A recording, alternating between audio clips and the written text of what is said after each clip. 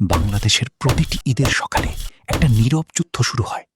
অস্ত্র, একটা হাসি, একটা সালাম, একদম সঠিক সময়ে সামনে এসে দাঁড়ানো। লক্ষ্য আপনার চাচার মানি ব্যাগ। আর এই ভিডিওর শেষে আপনি বুঝতে পারবেন আপনিই ছিলেন সেই কলকাঠি নাড়নেওয়ালা।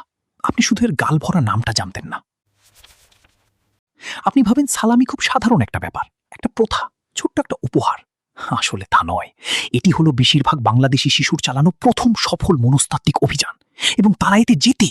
যে বাচ্চাটা ক্লাসের একটা অঙ্ক মেলাতে পারে না, সেই এমন একজন চাচার কাছ থেকে ২,০০০ টাকা বের করে নেয়, যার হয়তো ৫০০ টাকা দেওয়ারও কোনো পরিকল্পনা ছিল না। এটা ভাগ্য নয়, এটা প্রবৃত্তি। আর একবার যদি আপনি এই ধরনটা ধরে ফেলতে পারেন, তবে আপনি চাইলেও আর তা না দেখে থাকতে পারবেন না।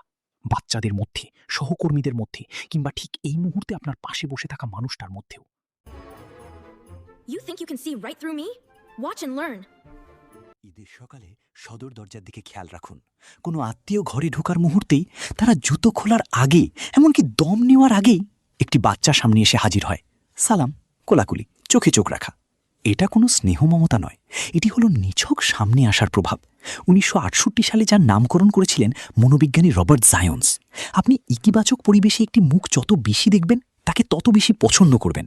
আর আপনি যত বেশি পছন্দ করবেন, তত বেশি দেবেন। যে বাচ্চাটা শোবার ঘরে লুকিয়ে থাকে, সে পায় ১০০ টাকা। আর যে বাচ্চাটা দুপুরের খাওয়ার আগে ৫ বার সামনে এসে হাজির হয়, সে পায় ১৫০০ টাকা। আপনি ভেবেছিলেন আপনি শুধু বন্ধুই সাজছেন, আসলে আপনি বারবার সামনে আসার একটা কৌশল চালাচ্ছিলেন। কিন্তু এখানেই বিষয়টা আরও ভয়ঙ্কর হয়ে ওঠে। সালামি কখনোই একা বা আড়ালে দেওয়া হয় না। আপনি কি খেয়াল করেছেন? বাচ্চাটা অপেক্ষা করে, তারা পুরো ঘরটা ভালোভাবে চোখ বুলিয়ে নেয়, তারা চেয়ারগুলো গোনে। শুধুমাত্র যখন দর্শকে ঘর পূর্ণ থাকে, তখনই তারা তাদের চালটা চালে। এটি হলো সামাজিক প্রমাণের চাপ, যা ১৯৮৪ সালে রবার্ট সিয়ালদিনি নথিভুক্ত করেছিলেন। সাক্ষীদের সামনে কাউকে খালি হাতে ফেরানোটা নিজের সম্মান নষ্ট হওয়ার মতো মনে হয়। একা থাকলে যে চাচা বলতেন পরের বার দিব, তিনিই তার ভাইদের সামনে ৫০০ টাকার নোট বের করে দেন। কারণ বাঙালি সংস্কৃতিতে উদারতাই হলো পরিচয়, আর অন্যের নজরদারির সামনে সেই পরিচয়ের পতন ঘটে। বাচ্চাটি কিন্তু বেশি টাকা চায়নি, সে শুধু এমন একটা পরিস্থিতি তৈরি করেছে যেখানে না বলার দাম হ্যাঁ বলার চেয়ে অনেক বেশি। আর এটাই সবচেয়ে খারাপ দিক নয়। ছোট বাচ্চারা কেন কিশোর কিশোরীদের চেয়ে বেশি টাকা পায়? এটা অধিকারের বিষয় নয়, এটা হলো জীববিজ্ঞান। অস্ট্রিয়ান গবেষক কনরাড লরেঞ্জ ১৯৪৩ সালে এটি চিহ্নিত করেছিলেন, যাকে বলা হয় শিশু সুলভ অবয়ব। বড় বড় চোখ, গোলগাল গাল, মিষ্টি গলা। মানুষের মস্তিষ্ক এমনভাবেই তৈরি যে এই বৈশিষ্ট্যগুলো দেখলে এটি ডোপামিন ছাড়ে এবং বিচার বিবেচনা হারিয়ে ফেলে। বড়রা যে ইচ্ছে করে ছোট বাচ্চাদের বেশি টাকা দেয় তা নয়, তারা রাসায়নিকভাবে জিম্মি হয়ে যায়। যে বাচ্চাটা ঈদের সকালে নিজের গলার স্বর নরম করতে শেখে, এমনকি সে যদি বাসায় সারাদিন চিল্লাচিল্লিও করে, সে আসলে ২ লক্ষ বছরের পুরনো একটি টিকে থাকার প্রবৃত্তি কাজে লাগাচ্ছে। আপনার মিষ্টি ভাতিজি আসলে মিষ্টি নয়, সে কৌশলী। শুধু তার কাছে এখনও তা প্রকাশ করার মতো ভাষা নেই। তবে পরের বিষয়টা বড়রাও সচেতনভাবেই করে। সালামি নেওয়ার আগে যে বাচ্চাটা চাচার জন্য ১ গ্লাস ঠান্ডা পানি নিয়ে আসে, তাকে খেয়াল করেছেন? এটা কোনো দয়া বা ভালোবাসা নয়, এটা একটা চুক্তি। সিয়ালদিনি একে বলেছেন পারস্পরিক প্রতিদানের নীতি, মানুষের সবচেয়ে গভীর সামাজিক নিয়ম।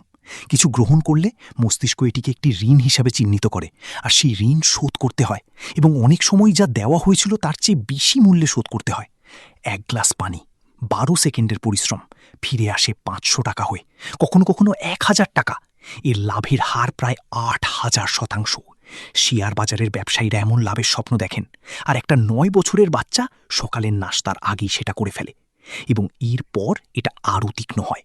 বাচ্চারা ঈদে আসলে কি বলে সেটা শুনুন। চাচা, তুমি তো সবচেয়ে বেশি দাও। এটি হলো পরিচয়ের সুদৃঢ়করণ, যা ২০১১ সালে স্ট্যানফোর্ডে ক্রিস্টোফার ব্রায়ান গবেষণা করেছিলেন। আপনি যখন কাউকে কোনো ইতিবাচক গুণ দিয়ে বর্ণনা করেন, তখন তারা সেই গুণটি রক্ষা করার জন্য কাজ করে, এমনকি নিজের ক্ষতি করে হলেও।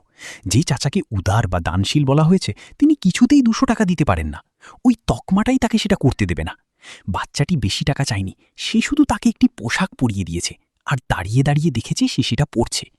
দর কষাকষি, রাজনৈতিক ভাষণ কিংবা ধর্মান্ধ গোষ্ঠীতে লোক টানার ক্ষেত্রে ঠিক একই কৌশল ব্যবহার করা হয়। আপনি বড় ভাগাঙ্ক শেখার আগেই এই কৌশল শিখে গিয়েছিলেন। সবচেয়ে নির্মম কৌশলটা আসে দিনের একেবারে শেষ ভাগে। চাচা, আমি তো বিকেলে চলে যাব।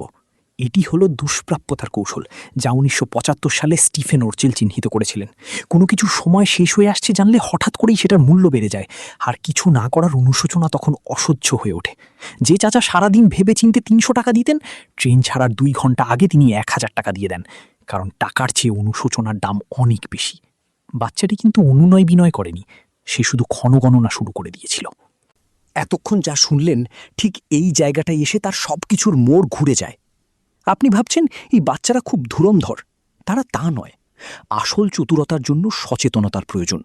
এই বাচ্চারা শুধু সেই নিয়মগুলোই আউড়ে যাচ্ছে যা তারা উত্তরাধিকার সূত্রে পেয়েছে, বড় কাজিনদের কাছ থেকে, ভাই বোনদের কাছ থেকে, খোদ এই সংস্কৃতির কাছ থেকে। তারা জানে না পারস্পরিক প্রতিদান কি, তারা চেনে না শিয়ালদিনীকে। এখানে আসল খেলা বাচ্চাটি খেলছে না, খেলছে সেই অদৃশ্য পাঠ্যক্রম, সামাজিক প্রভাবের সেই অলিখিত বই, যা 10 বছর বয়সের মধ্যেই প্রতিটি বাংলাদেশি শিশু আত্মস্থ করে ফেলে। যখন তারা প্রাপ্তবয়স্ক হবে, তখন তারা ঠিকই একই কৌশলগুলো ব্যবহার করবে চাকরির ইন্টারভিউতে, বিয়েতে, ব্যবসায়িক চুক্তিতে, এবং তখনও তারা এটাকে বুদ্ধিমত্তা বা ভাগ্য বলেই মনে করবে। আপনি আপনার চাচার সাথে চালাকি করছিলেন না, আপনাকে আসলে প্রশিক্ষণ দেওয়া হচ্ছিল, আর সেই প্রশিক্ষণ কখনোই থামেনি। তো আপনি এই তথ্য দিয়ে কি করবেন? 3টি কাজ করতে পারেন। 1. যখন কেউ আপনার কোনো নির্দিষ্ট গুণের প্রশংসা করে, উদার, চালাক বা বিশ্বস্ত, থামুন, নিজেকে প্রশ্ন করুন, তারা কি আপনার বর্ণনা দিচ্ছে নাকি আপনার ভেতর ওই গুণটা গেঁথে দিচ্ছে? 2. খেয়াল করুন কখন এমন কোনো অনুরোধ সবার সামনে করা হচ্ছে যা আড়ালে বা ব্যক্তিগতভাবে করা উচিত ছিল। সেখানে শব্দের চেয়ে উপস্থিত দর্শকই আপনার উপর বেশি চাপ তৈরি করছে। 3. যখন হঠাৎ করেই কোনো সময়সীমা সামনে আসে, অফার আজ রাতেই শেষ, 1 ঘন্টার মধ্যে মেয়াদ শেষ, কিংবা কেউ বিকেলেই চলে যাচ্ছে, তখন একটু ধীরে ভাবুন। মানুষের চিন্তা শক্তিকে পাশ কাটানোর সবচেয়ে সস্তা উপায় হলো কিছু হাতছাড়া হয়ে যাওয়ার ভয় দেখানো। ভিডিওর শুরুতে দরজার সামনে দাঁড়ানো সেই বাচ্চাটার কথা মনে আছে? আপনি কোনো সাধারণ বাচ্চাকে দেখছিলেন না, আপনি দেখছিলেন ভবিষ্যতের একজন আলোচক, ভবিষ্যতের একজন রাজনীতিবিদ, ভবিষ্যতের একজন প্রতিষ্ঠাতাকে, যে তার জীবনের প্রথম চুক্তিটা সম্পন্ন করছে। আর যে চাচা তাকে দেখে হাসছিলেন, তিনি সব জানতেন, জেনেও তিনি দিয়েছেন, কারণ ভালোবাসা নিজেকে উদারতার আড়ালে লুকিয়ে রাখে, আর উদারতা নিজেকে নিজস্ব ইচ্ছার আড়ালে লুকিয়ে রাখে। আপনার পরিচিত প্রতিটি প্রাপ্তবয়স্ক মানুষ এখনও সেই নিয়মগুলোই চালিয়ে যাচ্ছে যা তারা 7 বছর বয়সে নিজেদের অবচেতনে শিখেছিল। প্রশ্ন এটা নয় যে আপনাকে প্রভাবিত করা হয়েছে কিনা, প্রশ্ন হলো আপনার জীবনে কেউ কি সত্যিই আপনাকে নিজের ইচ্ছেই বেছে নিয়েছে, নাকি তারা শুধু ঠিক সময়ে সঠিক সংকেতে সাড়া দিয়েছে। 2য় পর্ব, সেই চাচার মনস্তত্ত্ব যিনি এমন ফাঁদে পা দিতে আনন্দ পান। আমরা সেখানে যা খুঁজে পাবো তা আপনার খুব একটা পছন্দ হবে না।